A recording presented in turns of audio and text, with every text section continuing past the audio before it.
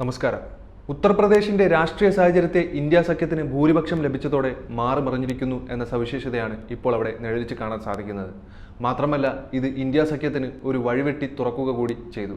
UP BJPയുടെ മാത്രം കോട്ടയാണെന്ന ധാരണകളെ അപ്പാടെ മാറ്റിമറിക്കുന്നതാണ് ഇപ്പോൾ ജനങ്ങൾ വിധിച്ചിരിക്കുന്ന ഈ വിധി.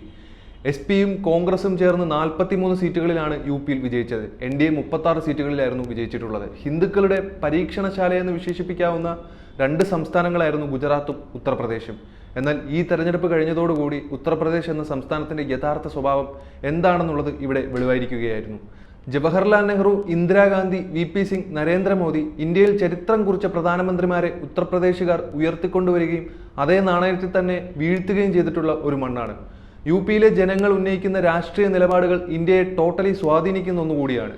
1952 മുതൽ 77-ൽ അടിയന്തരാവസ്ഥ കഴിഞ്ഞതിന് ശേഷം നടന്ന പൊതു തെരഞ്ഞെടുപ്പ് വരെ കോൺഗ്രസ് തുടരെ മേൽക്കൈ നേടിയിരുന്ന സംസ്ഥാനമാണ് ഉത്തർപ്രദേശ്.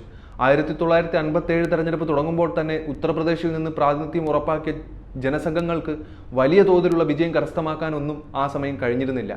1967-ൽ 12 സീറ്റ് വരെ നേടുന്ന സാഹചര്യം ഉണ്ടായെങ്കിലും അപ്പോഴും 42 സീറ്റുകളുമായി ഒന്നാം സ്ഥാനത്ത് തന്നെ കോൺഗ്രസ് നിലനിന്നു.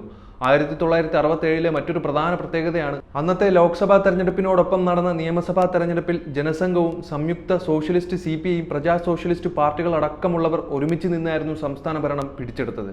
അടിയന്തരാവസ്ഥയ്ക്ക് മുമ്പുള്ള കണക്കുകൾ പരിശോധിച്ച് നോക്കുമ്പോൾ BJP ഏറ്റവും കൂടുതൽ നേടിയ സീറ്റ് ആ തവണത്തെ 12 സീറ്റുകളാണ്. ചരൺ സിംഗ് ആണ് 1967-ൽ സംയുക്ത വിധായക് ദളിന്റെ ഭാഗമായി ഉത്തർപ്രദേശിന്റെ മുഖ്യമന്ത്രിയായി അധികാരത്തിലേറിയത്. ചരൺ സിംഗ് പ്രധാനമന്ത്രി എന്ന രീതിയിലും ഇന്ദിരാഗാന്ധിക്കെതിരെയുള്ള പോരാട്ടത്തിൽ ജനസംഘത്തിന് കൂടുതൽ ദൃശ്യത നൽകിയതിന്റെ പേരിലും ഉത്തർപ്രദേശിന്റെ ചരിത്രത്തിന്റെ ഒരു ഭാഗം കൂടിയാണ്. ഈ പട്ടിക VP സിംഗിലൂടെ കടന്ന് ഇപ്പോൾ നരേന്ദ്രമോദിയിൽ എത്തി നിൽക്കുന്നു. കഴിഞ്ഞ തവണ 4 ലക്ഷത്തിലേറെ വോട്ട് നേടി വിജയിച്ച നരേന്ദ്രമോദി ഇത്തവണ 1 ലക്ഷത്തിൽ പരം വോട്ടുകളുടെ മാത്രം ഭൂരിപക്ഷത്തിലാണ് വിജയിച്ചിരിക്കുന്നത്. അതേസമയത്ത് റായ്ബറേലിയിൽ രാഹുൽ ഗാന്ധിയുടെ ഭൂരിപക്ഷം ഇത്തവണ മോദിയുടേതിനേക്കാൾ ഇരട്ടിയായാണ് വർദ്ധിച്ചിരിക്കുന്നത്. ഇപ്പോൾ ഉണ്ടായിരിക്കുന്ന മാറ്റങ്ങളെല്ലാം രാഷ്ട്രീയ മാറ്റത്തിന്റെ ശുഭസൂചനയാണ് UP നൽകുന്നതെന്നാണ് ചരിത്രവും വർത്തമാനവും പരിശോധിച്ചാൽ നമുക്ക് വിലയിരുത്താൻ കഴിയുന്നത്.